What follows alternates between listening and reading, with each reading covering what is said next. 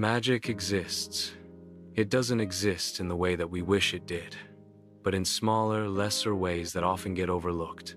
It exists in love, in random acts of kindness.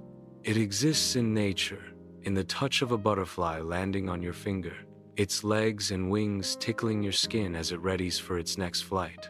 Even in the stars, and the touch of rain as it falls from the heavens. For some, it even exists in their own backyard, in their dreams, their mind, their soul. In her backyard, in the distant, and yet ever closer part of her mind, existed a treehouse, a type of magic that wove together nature with something that possessed a certain amount of humanity, but existed in a harmony that often wasn't seen.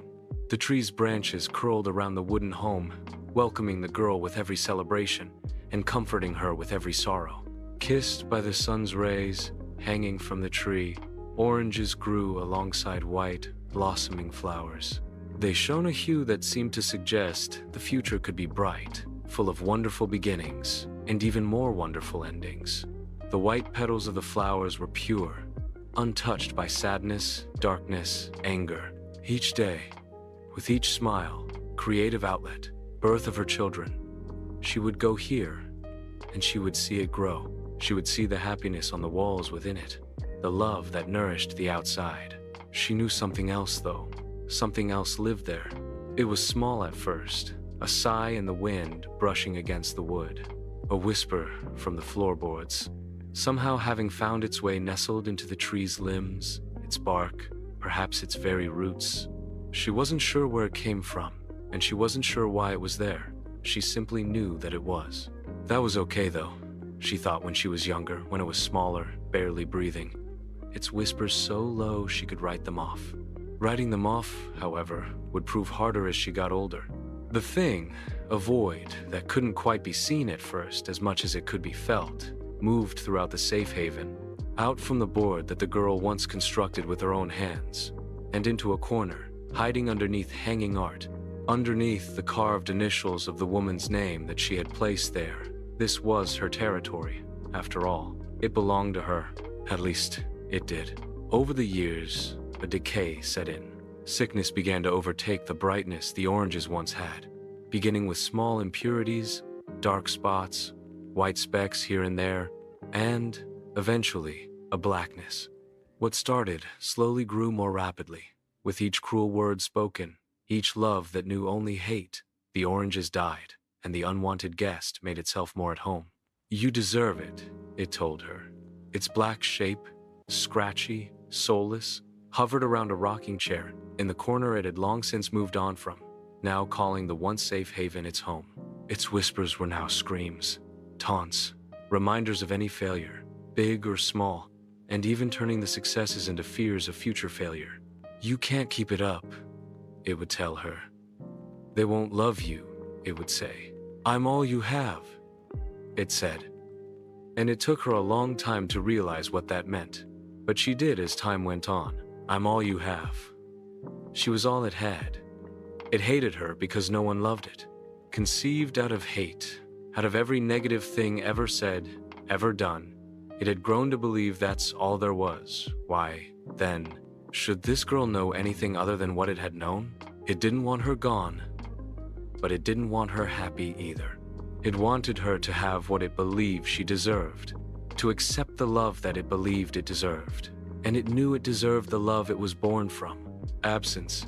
It didn't understand the meaning, but on this day, the girl had come to the treehouse, its treehouse, with one thing in mind. She had climbed up the ladder, the darkening of the roots and graveyard of oranges welcoming her in their death.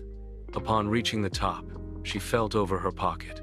Today, she decided, was the day, and she entered the monster's home, a small case of gasoline clutched in one hand. "Absence?" it asked, its shape filling the house, only its claws, a visible outline against its form, its mouth forming words like static on a television.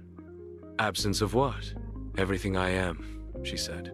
Her voice was barely audible against the noise of the thing's very existence, but, for the first time in a very long time, she could hear herself, and so could it. "And what are you?"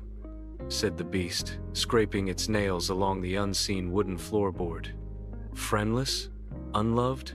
Hated? Each word was like a knife, their blades cutting her but never killing her.